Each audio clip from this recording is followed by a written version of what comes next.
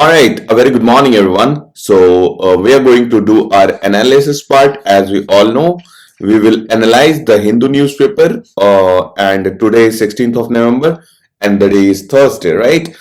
Let's begin our analysis. All right, so this is the first news, and I'll talk about it, though it's not very important from UPSC point of view.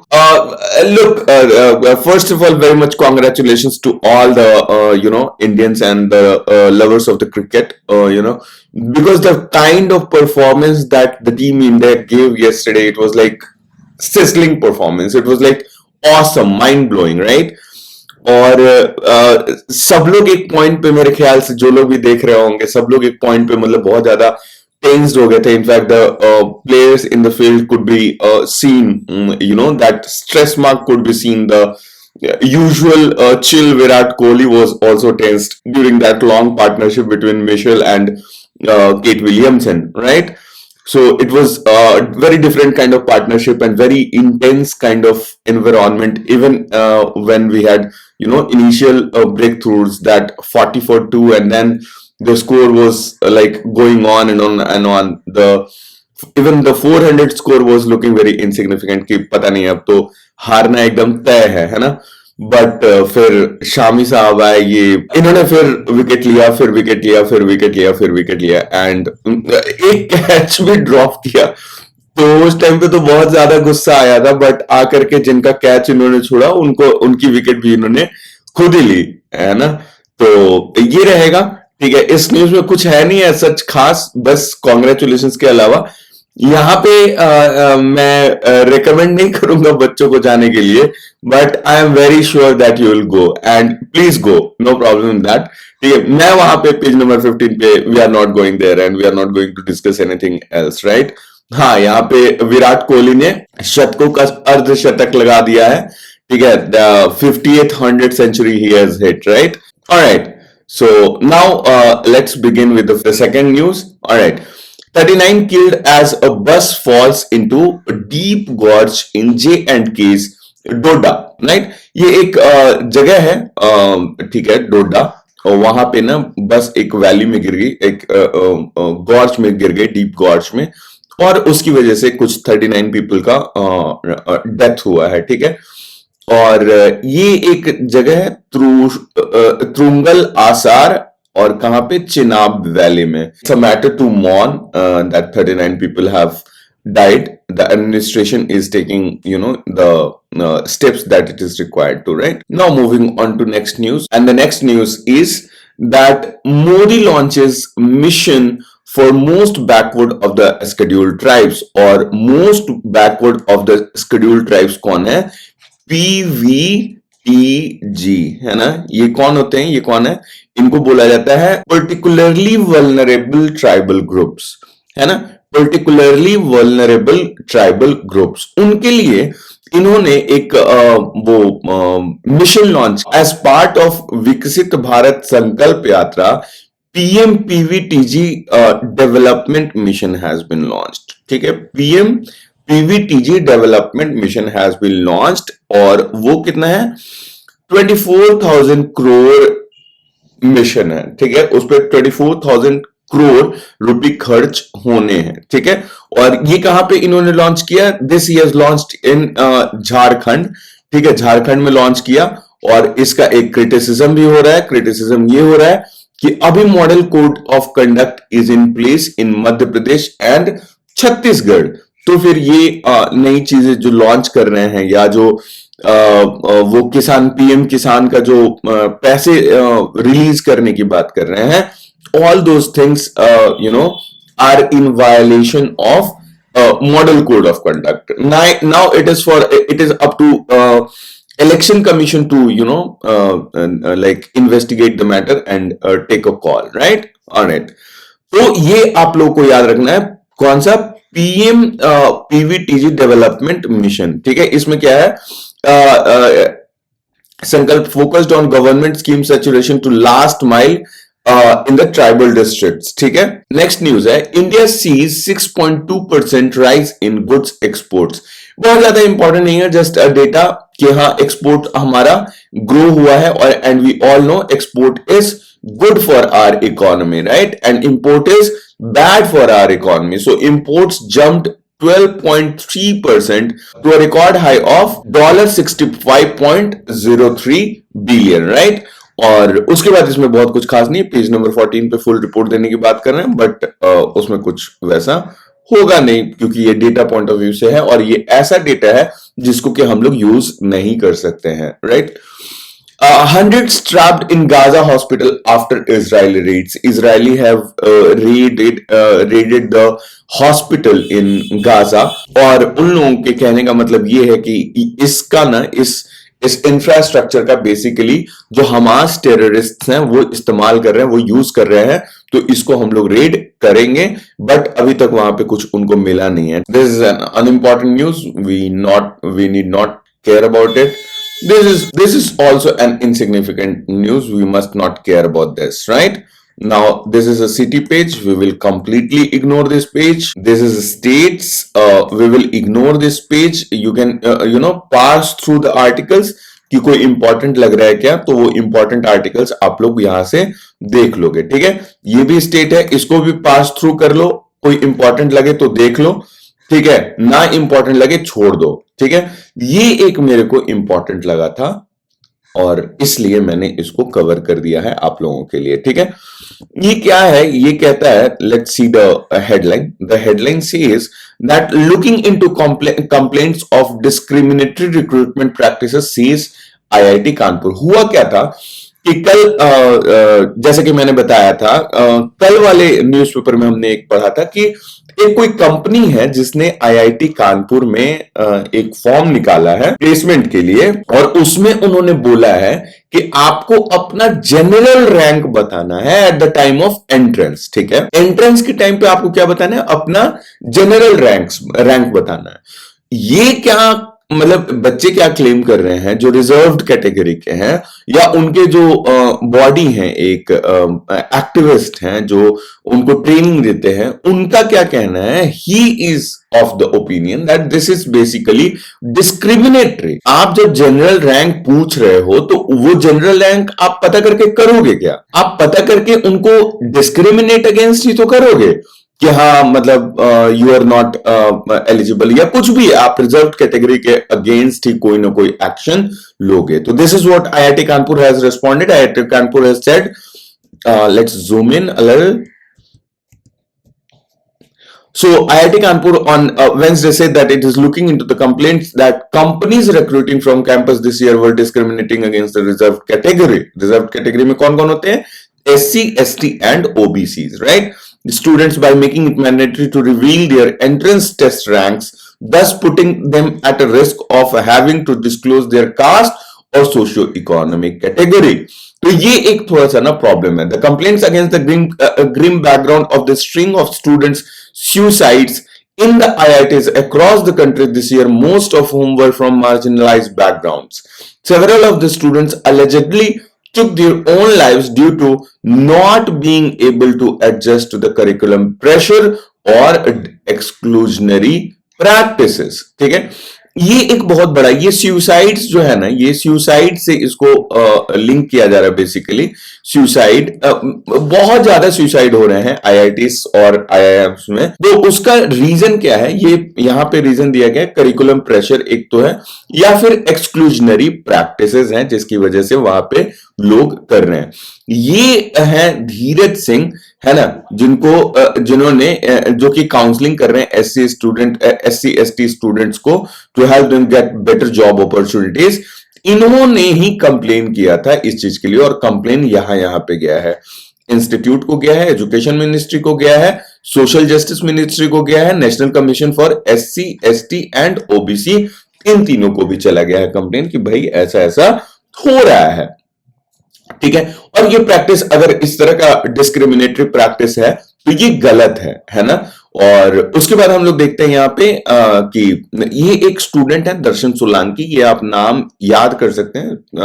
हम लोग जब भी compassion की बात होगी या जब भी discrimination on the basis of caste की बात होगी या सुसाइड्स की बात होगी, वहां पे हम लोग दर्शन सोलंकी की बात कर सकते हैं। हमारे टाइम पे रोहित वेमुला का सुसाइड हुआ था, तो हम लोग इंस्टेंसेस कोट करने से ज्यादा आंसर समझ में आता है। जैसे कि डिस्क्रिमिनेटरी प्रैक्टिस, ये यूपीएससी के लिए बहुत इंपॉर्टेंट है।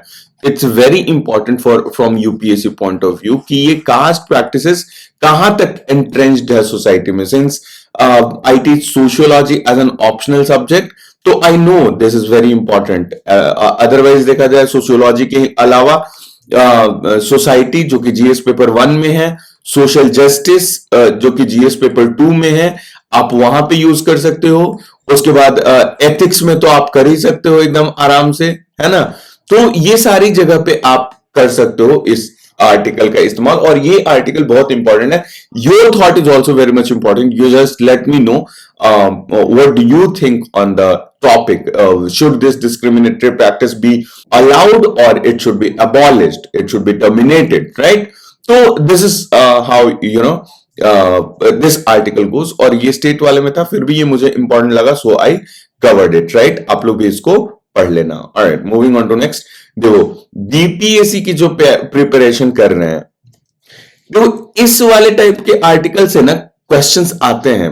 बीपीएससी का मुझे नहीं पता है, बट यूपीएससी में आते हैं। यूपीएससी में कुछ अपडेट करता है ना अगर गवर्नमेंट, तो वो क्या होता है ना कि वो आ जाता है द हिंदू में, वो इसी तरह के पिक्टोग्राफिक में आ जाता है।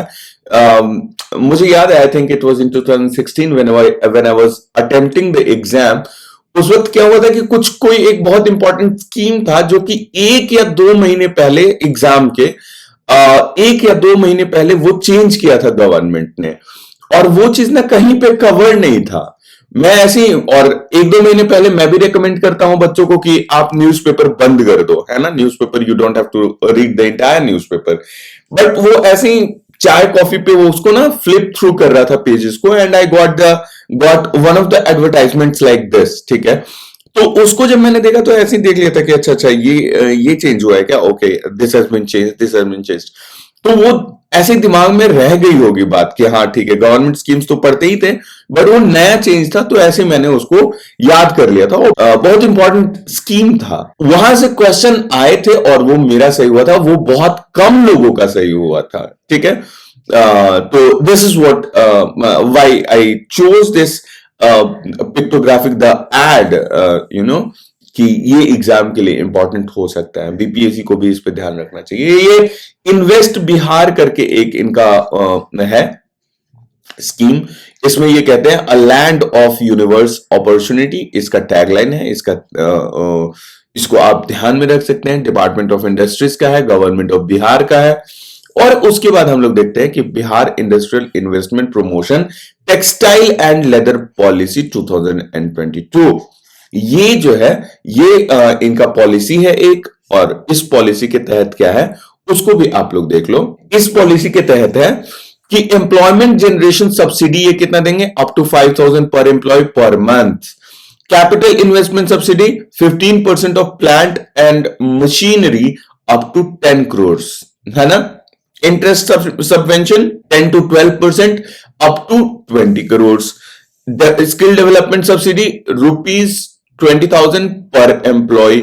Power tariff subsidy ₹2 per unit. Patent registration subsidy ₹10 lakh per patent. State GST incentives 100% of the project cost, है ना। और उसके बाद exemption on stamp duty registration fees and land conversion fees 100%, ठीक है। Freight reimbursement incentive up to ₹10 lakh per year of export, ठीक है। और इतना ही, ये वाली बात अगर आप हैशटैग है बिहार है तैयार, ठीक है, तो इसका आप चाहो तो स्क्रीनशॉट एक लेकर के मैं जूम आउट कर दे रहा हूं, आप एक स्क्रीनशॉट लेकर के और इसको रख सकते हो आप लोग, सो दैट इन फ्यूचर आप इसको रेफर कर पाओ, बिकॉज ये बहुत इंपॉर्टेंट स्कीम हो जाता है from BPSC point of view. All right, so moving on to next, and the next is editorial, right? Very important portion. पहला है कि the food flux, right?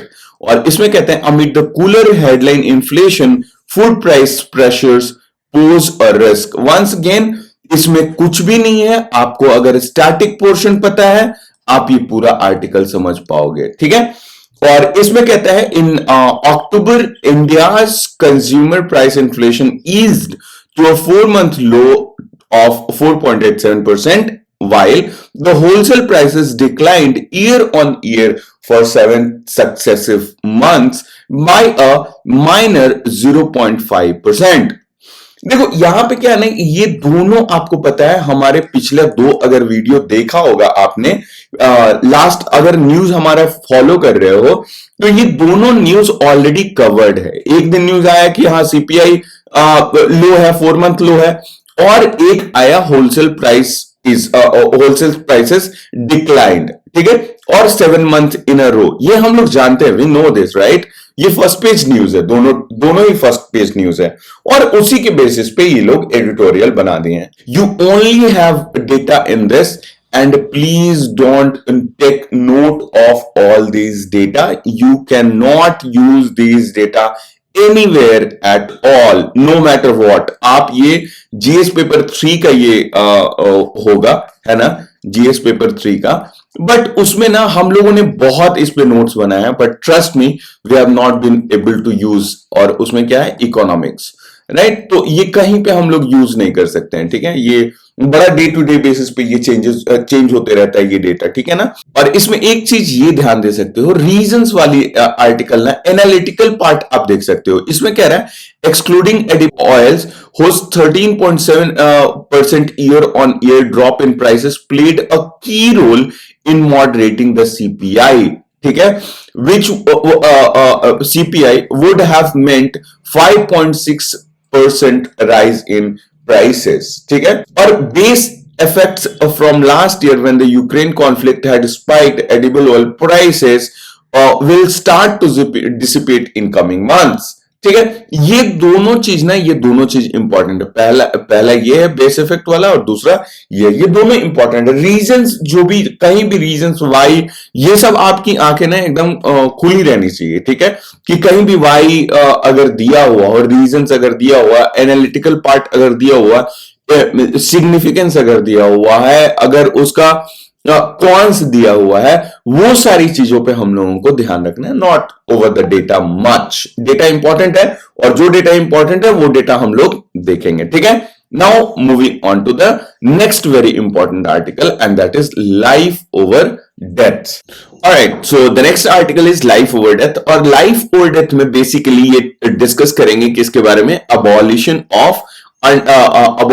Of death penalty के बारे में, right. Abolition of death penalty. देखो ये ना death penalty को ना हम लोग कैपिटल पनिशमेंट भी कहते हैं। ये बहुत बड़ा डिबेट का मैटर है, बहुत सारे लोग इसके प्रो में रहते हैं और बहुत सारे इसके अगेंस्ट में रहते हैं, ठीक है।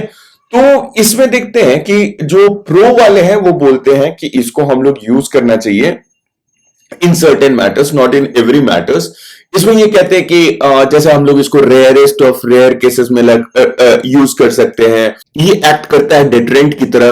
बट अब हम लोग देख रहे हैं ना कि अब वो सारी चीजें ना एक्चुअली नहीं हो रही हैं। और अभी क्या हुआ है, अभी ये नया ये डिबेट में क्यों आया है, जैसे कि हम लोग लास्ट अगर आप लोग मेरा वीडियो फॉलो कर रहे हो तो उसमें हम लोगों ने डिस्कस किया है इस चीज को कि ये बीएनएस जो है, भारतीय न्याय संहिता जो है, इसने क्या किया है, इसने बेसिकली कैपिटल पनिशमेंट को ना कुछ केसेस बढ़ा दिए हैं। कि पहले मान लो 5 केस में मिलते थे, तो उसमें ना 3-4 केसेस बढ़ा दिए हैं, और उन्होंने बोला है कि इन सारे केसेस में भी कैपिटल पनिशमेंट मिल सकता है।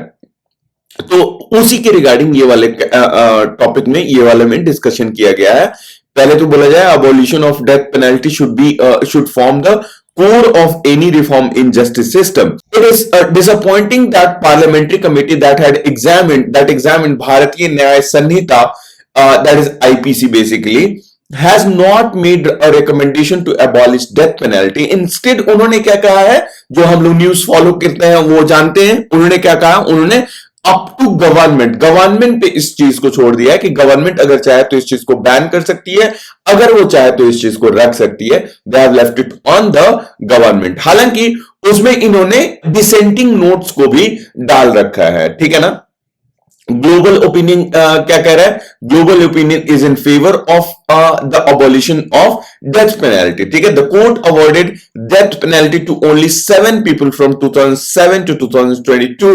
तो ये इंपॉर्टेंट डेटा है ये प्रूव करने के लिए कि देखो अब डेथ पेनल्टी कोर्ट भी नहीं दे रही है, मात्र 7 केसेस में दिया गया फ्रॉम 2007, इन बिटवीन 2007 एंड 2022.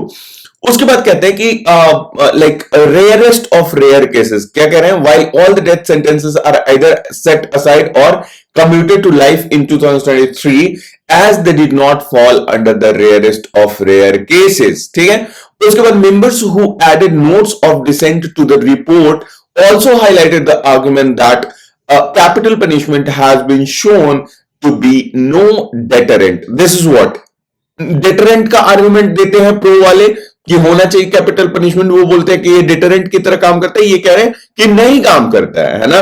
तो उसके बाद that imprisonment for reminder of the convicts natural life will be more rigorous punishment and provide scope for reform and that most of those on the death row came from under privilege background. ये एक बहुत important argument है. Under privilege background के होते हैं most of the death penalty पे, death row पे जो रहते हैं ना, वो most of them are from under privilege background. ये चीज ना, ये आप सोशल जस्टिस वाले में भी आप इसको लिख सकते हैं, सोशल जस्टिस वाले में. ठीक है, ये बहुत इंपॉर्टेंट पॉइंट है. They have also made a point that 3 bills proposing a new body of criminal law are substantially the same as existing IPC Code of Criminal Procedure and Evidence Act. If at all Parliament moves to enact the draft bills, which changes suggested by with changes suggested by the parliamentary panel, it will be in fitness of things if it is used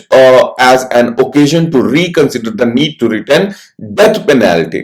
The BNS has defined life imprisonment. ये definition आप लोगों को याद होना चाहिए, एकदम याद कर लेना. The BNS has defined life imprisonment as a term for the remainder of one's natural life, and this should be the default alternative to death sentences. पहले बहुत तरह की चीजें थी, लाइफ इंप्रिजनमेंट कंफ्यूजन था, कोई 16 वर्ष, कोई 14 वर्ष, कोई 28 वर्ष, इस तरह से होता था. अब उन्होंने यूनिफॉर्म डेफिनेशन बना दिया लाइफ इंप्रिजनमेंट का, क्या कि एक जो भी टर्म आपका बचा हुआ है आपके नेचुरल लाइफ में, वो सारा आप जेल में ही बिताएंगे. ठीक है, remission should be a humanitarian act and never source of political controversy. Removing capital punishment from the statute book and introducing a rational and universal remission policy will be substantive reform in justice system. ये बहुत अच्छा conclusion हो सकता है, तो you need to take note of this. ठीक है, ये कंक्लूजन के रूप में बहुत अच्छा है. Alright, so now moving on to the next. Alright, एक बहुत ही इंटरेस्टिंग आर्टिकल है, और वो इंटरेस्टिंग आर्टिकल है अपने सेक्टर से, है ना. Why are IAS coaching centres being probed by CCPA? ठीक है, ये क्यों प्रूव किया जा रहा है, इस चीज को हम लोग देखेंगे. अब यहां पे सब पॉइंटर पढ़ना इंपॉर्टेंट होता है. Why are coaching institutes under scrutiny by CCPA, that is central consumer protection authority? ये बिहार में कब आएंगे, इसका वेट रहेगा इसका. इसमें जब हम लोग देखते हैं ना, तो ये CCPA central consumer protection authority होता है, और इन्होंने कुछ 20 कोचिंग इंस्टीट्यूट्स को, IAS कोचिंग इंस्टीट्यूट्स को इन्होंने मिसलीडिंग क्लेम करने के लिए इन्होंने इन देयर एडवर्टाइजमेंट्स उनको नोटिस दिया है, और 4 को तो फाइन भी किया है 1 लाख रुपए ईच, है ना.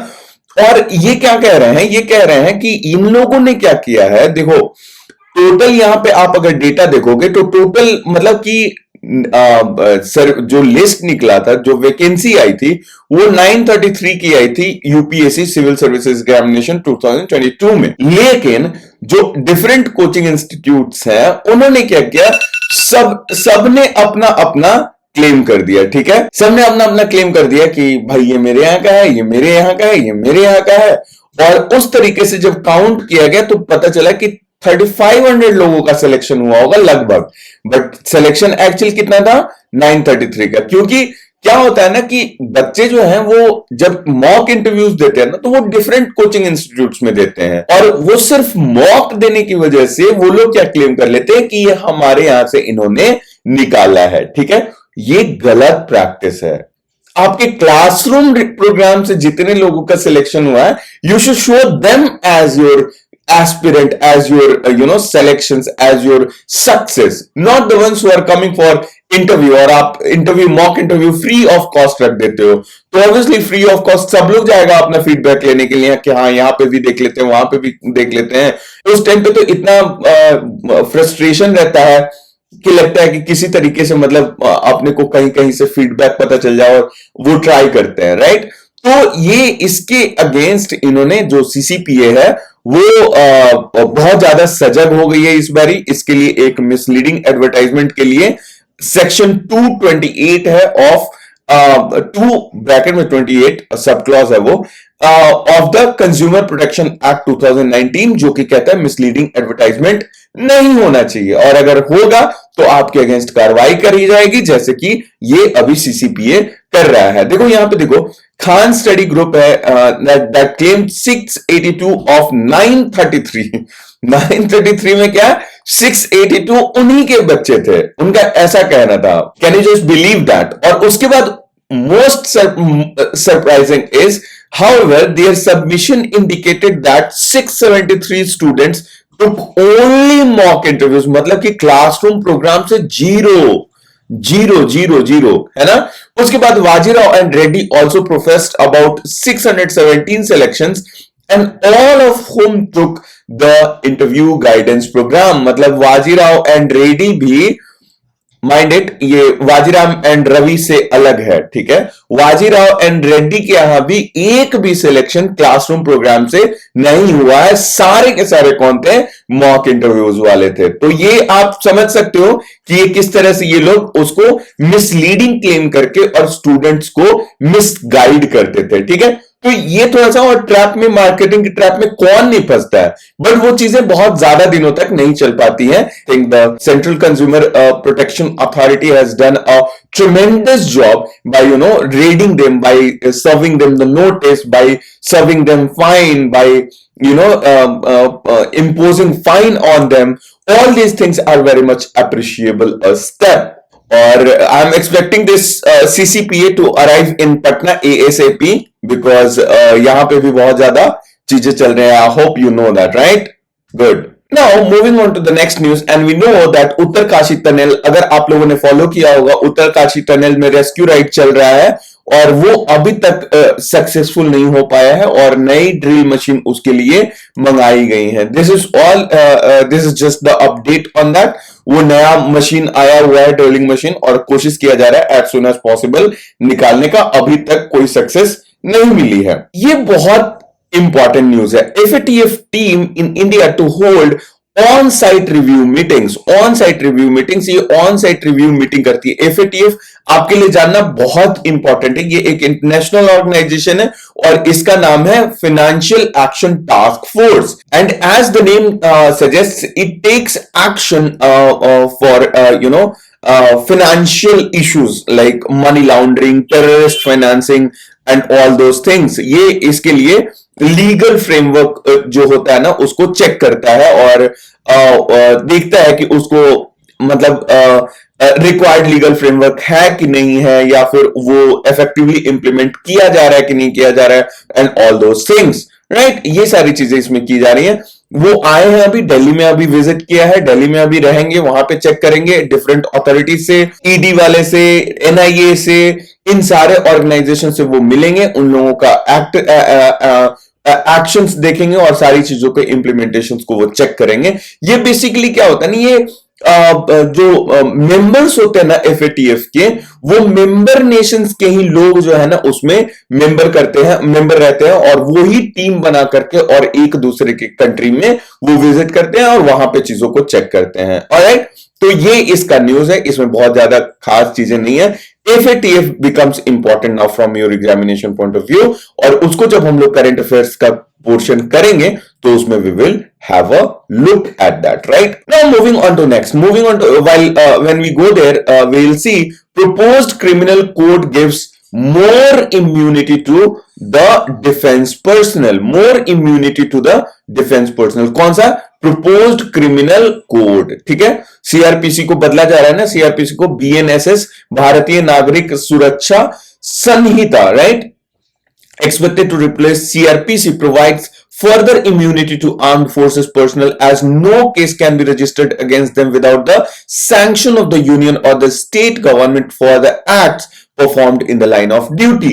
देखो पहले क्या था ना, पहले भी उनको इम्यूनिटी थी, लेकिन पहले क्या था, पहले केस रजिस्ट्रेशन के वक्त में इम्यूनिटी नहीं थी, केस उनके अगेंस्ट में रजिस्टर किया जा सकता था, बट उनको मतलब प्रोसिक्यूट किया जाए कि नहीं, उसके लिए उनको परमिशन लेना पड़ता था सेंट्रल गवर्नमेंट का, ठीक है। बट अब क्या कह दिया गया है कि तुम्हें केस रजिस्टर करने से पहले ही, लोकल गवर्नमेंट को केस रजिस्टर करने से पहले ही सेंट्रल गवर्नमेंट से परमिशन लेना पड़ेगा कि whether or not we shall register the case against this personal or not, ठीक है। तो ये एक नया चेंज किया गया है और प्रोसिक्यूशन के लिए स्टेटस को मेंटेन किया गया। प्रोसिक्यूशन के लिए पहले भी उनको लेना पड़ता था परमिशन और अभी भी लेना पड़ेगा। तो this is what they are saying, right. और ये सारी चीजें ना, ये देखो एक्चुअली देखा जाए ना तो ये क्रिमिनल कोड, ये बीएनएसएस बिल जो है ना, इसमें बहुत सारे हजारों हजार प्रोविजंस होंगे, है ना,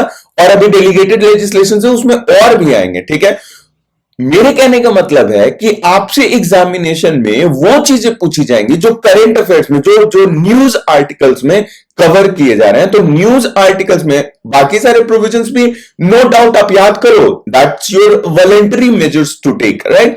आप चाहो तो याद कर लो, रट लो पूरा, कोई दिक्कत नहीं है। बट जो न्यूज आर्टिकल में पूछा गया है वो तो आप एकदम इम्बाइब कर लो, ट्रस्ट में उसको एकदम दिमाग में बसा लो, तभी जाकर के आपका पेपर क्लियर होगा, क्योंकि एग्जामिनेशन में तो वही आएगा जो कि करंट अफेयर्स में पूछा जाएगा। इसमें यहां पे दिया हुआ the Sanhita introduces safeguards to prevent registration of cases against arm forces personnel for acts performed in the line of duty without prior consent from the central or state government। और state government भी है, ये ध्यान रखना, UPSC में अगर ये पूछ दिया तो ये जरूर पूछेगा स्टेट गवर्नमेंट हो सकता है कि नहीं हो सकता है, और यहां पे हम लोग कंफ्यूज हो जाएंगे, ठीक है। The CRPC, introduced in 1898, amended in 1973, provides protection to members of the armed forces only from arrest, and there are no conditions regarding registration of criminal case. The CRPC says that no member of the armed forces of the Union shall be arrested for anything done or purported to be done by him in discharge of his official duties except after obtaining consent of the central government, ठीक है। Besides AFSPA, the proposed provision will be in addition to AFSPA that gives unbridled power to armed forces deployed in disturbed area to arrest or kill anyone acting in contravention of law with search any premises without a warrant and protection from prosecution and legal suits without central government's sanction। AFSPA के बारे में थोड़ा सा यहाँ पे ये लोग enlighten कर रहे हैं। आफ्सपा बहुत इंपॉर्टेंट है हमारे लिए, ठीक है। यहां पे ना ये देखो, ये बहुत इंपॉर्टेंट है, इसको तो नोट डाउन कर ही लेना, ठीक है, क्योंकि करंट पोजीशन ना पता नहीं चल पाता है, कंफ्यूज रहता है इंसान। कह रहा है कि at present the AFSPA is applicable in parts of Assam, Arunachal Pradesh, Nagaland and Manipur. इसको आप रट लो, ठीक है, क्योंकि ये आता है इन पार्ट्स ऑफ, पार्ट में कहां पे एप्लीकेबल है, असम, अरुणाचल प्रदेश, नागालैंड एंड मणिपुर, और and whole of Jammu and Kashmir, पूरा जम्मू एंड कश्मीर में ये एप्लीकेबल है, ठीक है।